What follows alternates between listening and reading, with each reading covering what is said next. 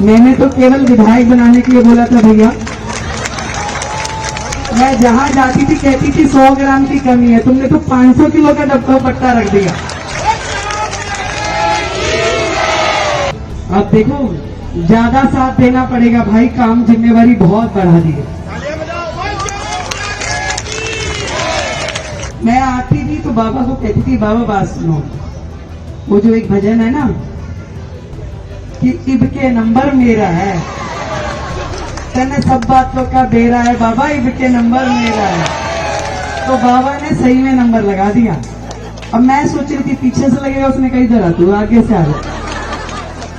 बहुत सारे ब्लॉक वाले लोग मुझे मिल रहे हैं, रेखा दीदी अभिनंदन रखना है। मैंने कहा भाई माला पहनने के लिए मुख्यमंत्री नहीं बनाया तुमने, काम करने के लिए बनाया, काम करने दो, 6 महीने छोड़ दो, कोई अभिनंदन नहीं, कोई स्वागत नहीं।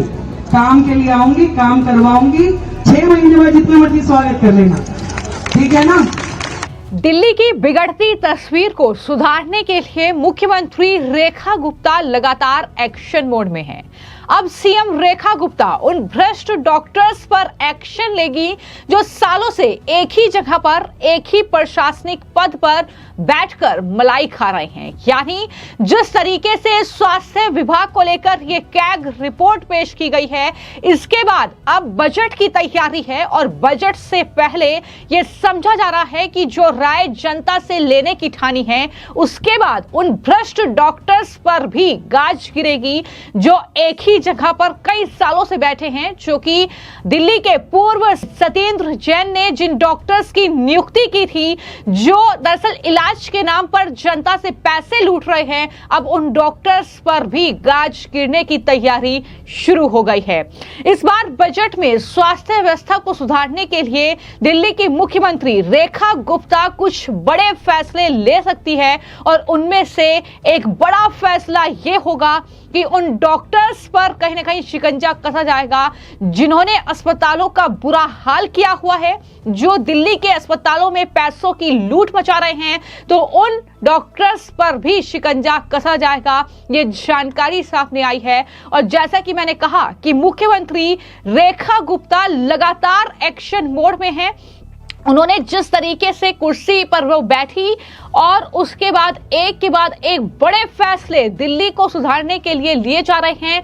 जो कुव्यवस्था आम आदमी पार्टी की सरकार में दिल्ली में हुई, उसे किस तरीके से बेहतर किया जाए, किस तरीके से ठीक किया जाए, इसको लेकर लगातार वो एक के बाद एक एक्शन ले रही है, लगातार फैसले ले रही हैं। और अब मुख्यमंत्री रेखा गुप्ता पीतमपुरा में पहुंची थी, जहां पर बाबा खाटू श्याम का दरबार लगा था, उनका कीर्तन था। और जब वो वहां पर जनता के बीच पहुंची तो उन्होंने ये साफ तौर पर कहा कि मैंने तो आपसे ये कहा था कि विधायक बना दो, लेकिन आपने तो मुख्यमंत्री ही बना दिया। उन्होंने कहा कि अब आपकी जिम्मेदारी ज्यादा बढ़ गई है, आपको मेरा साथ अब ज्यादा देना होगा क्योंकि अब जिम्मेदारी बड़ी है, मुझे मुख्यमंत्री की कुर्सी मिली है। साथ ही उन्होंने हंसते हुए ये भी कहा कि बाबा का आशीर्वाद मिला है। मैं बाबा से ये कहती थी कि बात सुनो कि इबके नंबर मेरा है, ये एक गाना है जिसका जिक्र उन्होंने किया और बाबा ने सही में मेरा नंबर लगा दिया। मैंने सोची थी कि पीछे से नंबर लगेगा, लेकिन उसने आगे से नंबर लगा दिया। तो यहाँ पर खाटू श्याम बाबा का शुक्रिया अदा करते हुए इस तरीके से रेखा गुप्ता ने बाबा के दरबार में हाजिरी लगाई, वहां पर जनता को संबोधित किया और किस तरीके से वो जनता के बीच जो है तमाम काम गिनाती हुई नजर आई कि क्या कुछ बड़े फैसले उन्होंने लेने हैं। और उन्होंने ये भी कहा कि आप कहते हैं कि हमें दरअसल आपका स्वागत करना है, लेकिन 6 महीने तक मुझे सिर्फ काम करना है, अभी कोई स्वागत नहीं होगा, उसके बाद मैं आपके पास आऊंगी और आप स्वागत करिएगा। क्या कुछ उन्होंने कहा, जरा सुनिए। मैंने तो केवल विधायक बनाने के लिए बोला था भैया। मैं जहां जाती थी कहती थी 100 ग्राम की कमी है, तुमने तो 500 किलो का डब्बा पट्टा रख दिया। ऐसे की थोड़ी ना बोली थी। अब मैं क्या विधायक बना तो मुख्यमंत्री बना दिया।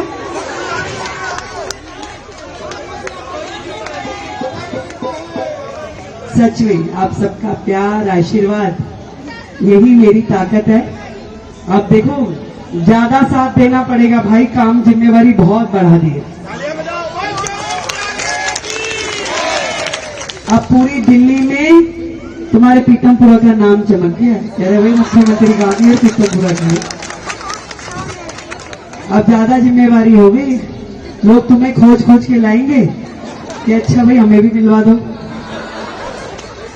और ये बाबा का जो दरबार लिखा है ना, जितनी समय चुनाव चला मैं बाबा का दरबार जहां जहां लगा, रजानी भैया खड़े हैं, नमस्ते, मैं आती थी तो बाबा को कहती थी बाबा बात सुनो। वो जो एक भजन है ना कि इब के नंबर मेरा है, तने सब बातों का बेरा है बाबा, इब के नंबर मेरा है। तो बाबा ने सही में नंबर लगा दिया। अब मैं सोच रही थी पीछे से लगेगा, उसने कही इधर आ तू आगे से आ जा। और इतना कह सकती हूँ जिम्मेवारी बड़ी है, पूरी दिल्ली को बहुत ढेर सारी आशाएं हैं। अपने क्षेत्र का काम तो करना ही है, पूरी दिल्ली का करना है भाई। और एक नहीं, अब ये सारे जने मेरे भाई बहन है ना, ये रोज मुझे खोजते हैं, दिन में 4-4 फोन करेंगे। मैं कहा क्यों कर रहे थे, जब मैं फोन उठाऊंगी तो यूं चेक कर रहे थे दीदी उठाओगे कि नहीं उठाओगे। मैं भाई ब्लॉक लिस्ट में डाल दूंगी अगर बिना काम के फोन किया तो। इन सबको ऐसे ही चाव चढ़ रहा है। सुबह 6 बजे आ जाएंगे, मैं भाई 6 बजे कौन आता है, आराम से आए। और अभी थोड़ा सा आप लोगों को मुझे टाइम देना पड़ेगा, चीजें हमें बहुत काम करने हैं, अपने एरिया का, दिल्ली का, यमुना साफ करनी, ये वो जितनी चीजें आप देख रहे होगे लगातार रोज टीवी में, हर रोज एक नए मुद्दे पे काम होता है। अभी कल हमने निकाला ना कि पुलिस वालों का एमसीडी के किसी काम में, ये जो बिल्डिंग बनाने में कोई लेना देना नहीं है भाई, कोई लेना देना नहीं है। बिल्कुल स्पष्ट कह देना कोई पुलिस वाला है ये भागेगा, बताऊं तेरे को। ये नोटिस निकाल दिया बिल्कुल सरकार की ओर से, कोई मतलब नहीं है किसी भी प्रकार का, रोजाना एक नया काम। और अभी परसों जाऊंगी मैं, वो जो बलसवा का कूड़े का पहाड़ है उसको हमने 15 मीटर कम कर दिया है, वहां पे प्लांटेशन का प्रोग्राम रखा। और साल भर के अंदर पूरी कोशिश है कि उस कूड़े के ऐसा पत्थर बना के रोड के नीचे बिछाने का काम कर दे, और सारा का सारा जितने नेशनल हाईवेज बन रहे हैं वहां शिफ्ट कर दे। तो काम तो भाई बहुत है, तुम्हारी रेखा है, और बहुत सारे लोगों की निगाह कैमरा 24 घंटे रहता है।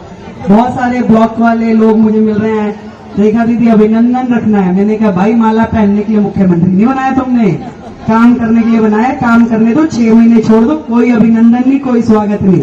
काम के लिए आऊंगी, काम करवाऊंगी, 6 महीने बाद जितना मर्जी स्वागत कर लेना, ठीक है ना। तो फिर से बाबा के इस दरबार में सारे आयोजक मंडल को बधाई। भरत भाई पूरी टीम को, कहाँ है आयोजक मंडल तेरा? हाँ ये गुप्ता जी हैं, सारे टीम है, बहुत बहुत सबको बधाई। हमारे भाई अमित नागपाल जी को बधाई, पूरे मंडल की टीम को बधाई। आप सबका ऐसे ही ढेरों आशीर्वाद मुझे मिलता रहे। बहुत बहुत चीजें करनी है, और सबसे पहले अपने इस क्षेत्र की, पीतमपुरा की, शालीमार बाग की स्थिति सुधारनी है। और आप देखोगे रोजाना दिन प्रतिदिन कुछ ना कुछ फर्क आपको दिखाई देता रहेगा। इतना बता सकती हूँ कि मैं तो पिछले 2 महीने से मुझे लग रहा है मैं सोई नहीं हूँ, इस शक्ल से भी लग रहा हूँ, नींद उड़ी हुई है मेरी, कि इतने सारी चीजें जो मेरे लोगों की, जनता की, दिल्ली की लोगों की जो मुझसे उम्मीदें हैं, हमें वो सारे काम पूरे करने और करके छोड़ेंगे। बाबा ने, देखो जब बाबा ने ये जिम्मेदारी दी है, ताकत भी बाबा देगा, ठीक है ना। बोलो हरे के सहारे की, श्याम प्यारे की। बहुत बहुत धन्यवाद। आप सबका बहुत शुक्रिया। तो आपने सीएम रेखा गुप्ता को सुना, जो जाहिर तौर पर इसे एक बड़ी जिम्मेदारी मान रही हैं कि दिल्ली में जिस तरीके का भ्रष्टाचार आम आदमी पार्टी अरविंद केजरीवाल की सरकार में हुआ, जिस तरीके से घपले घोटालों ने दिल्ली के अलग अलग विभागों को पूरी तरीके से खत्म कर दिया, चाहे वो स्वास्थ्य विभाग हो जिसे कहीं ना कहीं जिस तरीके की कुव्यवस्था वहां पर थी, चाहे वो शिक्षा विभाग हो, फिर चाहे वो अन्य जो जल बोर्ड से लेकर सब जानते हैं कि किस तरीके से बड़े घोटाले जो हैं दिल्ली में हुए हैं। तो ऐसे में सीएम रेखा गुप्ता ये कह रही हैं कि यमुना की सफाई से शुरुआत हुई है, लेकिन उसके बाद हर विभाग को किस तरीके से बेहतर किया जाए, किस तरीके से भ्रष्ट जो लोग वहां पर बैठे हैं उन्हें बाहर किया जाए, उन पर शिकंजा कसा जाए, इसको लेकर लगातार काम कर रही हैं सीएम रेखा गुप्ता। अपने तमाम जो मंत्री हैं उनके साथ मिलकर, फिर चाहे वो पंकज सिंह हो, फिर चाहे वो प्रवेश वर्मा हो, तमाम अन्य मंत्री अलग अलग विभागों में जिम्मेदारी बखूबी तरीके से निभा रहे हैं। और अब दिल्ली की जो बिगड़ती हेल्थ व्यवस्था है उसको सुधारने के लिए भी मुख्यमंत्री एक्शन में है। अपना पहला बजट वो 25-26 मार्च को पेश करने वाली हैं और इससे पहले हेल्थ के अलावा अलग अलग जो विभाग हैं उसको लेकर जनता से सुझाव मांगे गए हैं। इस बार के बजट में स्वास्थ्य व्यवस्था को सुधारने के लिए दिल्ली की सीएम कुछ बड़े फैसले ले सकती है। जैसा कि मैंने बताया कि जो भी डॉक्टर्स भ्रष्ट हैं उन पर कार्रवाई की तैयारी है और इसके अलावा कई अहम खुलासे तो जो है स्वास्थ्य विभाग में हुए ही हैं, जो कैग की रिपोर्ट में निकलकर सामने आया है। करीब ये 240 पेज की कैग रिपोर्ट जिसने अरविंद केजरीवाल उनके भ्रष्टाचार को पूरी तरीके से उजागर किया है, जिसने ये बताया है कि किस तरीके से कोविड महामारी के दौरान दिल्ली के अस्पतालों की व्यवस्था जो थी वो चरमराई हुई थी और स्वास्थ्य व्यवस्था का विशेष रूप से जिक्र किया गया है। इसके अलावा LNJP दिल्ली का एक बड़ा अस्पताल है, लेकिन भ्रष्टाचार को लेकर अहम खुलासे उसमें भी हो रहे हैं। और इसके अलावा मैं आपको बता दूं कि दिल्ली के अस्पतालों में दरअसल जिस तरीके से लूट चल रही है, जनता से पैसा लूटा जा रहा है और दिल्ली के करीब 12 से ज्यादा सरकारी अस्पताल का हाल ये है कि एक मेडिकल सुपरिटेंडेंट यानी चिकित्सा अधीक्षक दिल्ली के कई अस्पतालों के चार्ज में है। और CVC गाइडलाइन ये कहती है कि कोई व्यक्ति 3 साल से ज्यादा प्रशासनिक पद पर नहीं रह सकता है, लेकिन दिल्ली के LNJP सहित कई अस्पताल ऐसे हैं जहां पर मेडिकल डायरेक्टर तकरीबन 5 साल से एक ही प्रशासनिक पद पर बैठे हुए हैं। और खास बात यह है कि इन अस्पतालों के मेडिकल डायरेक्टर और चिकित्सा अधीक्षकों के पास 3 से 4 अस्पतालों का चार्ज है। यानी ये बात तो पहले से होती रही अरविंद केजरीवाल की सरकार में कि अपने लोगों को उन्होंने ये जो है पद दिए हैं, लेकिन चूंकि 12 साल से उनकी सरकार है तो इन लोगों को हटाया भी नहीं गया है, इनको बदला भी नहीं गया है, एक ही पद पर वो कई साल से बैठे हुए हैं। तो ऐसे में अब कहीं ना कहीं ऐसे जो मेडिकल सुपरिटेंडेंट हैं उन पर एक्शन की कड़ी तैयारी है। ये साफ तौर पर स्वास्थ्य मंत्री पंकज सिंह की ओर से भी कहा गया है कि जो डॉक्टर्स ऐसे पद पर बैठकर मलाई खा रहे हैं लंबे वक्त से, अब उन पर शिकंजा कसा जाएगा, जिनकी नियुक्ति सत्येंद्र जैन के स्वास्थ्य मंत्री रहते हुए की गई थी। तो यानी दिल्ली में अब हम आने वाले वक्त में देखेंगे कि बीजेपी की सत्ता आते ही, रेखा गुप्ता मुख्यमंत्री बनते ही अलग अलग विभागों में जो भ्रष्टाचार हुआ है, जो भ्रष्टाचार करने वाले अधिकारी हैं, कर्मचारी हैं, जो स्वास्थ्य विभाग में डॉक्टर्स हैं, ऐसे डॉक्टर्स के खिलाफ लगातार मिल रही शिकायतों पर एक्शन होगा और हेल्थ सेक्टर को साफ करने का काम बीजेपी की सरकार में होगा। ये लगातार मुख्यमंत्री की तरफ से कहा जा रहा है। फिलहाल आपकी इस पूरे मामले को लेकर क्या राय है, हमें कमेंट बॉक्स में जरूर लिखें। धन्यवाद।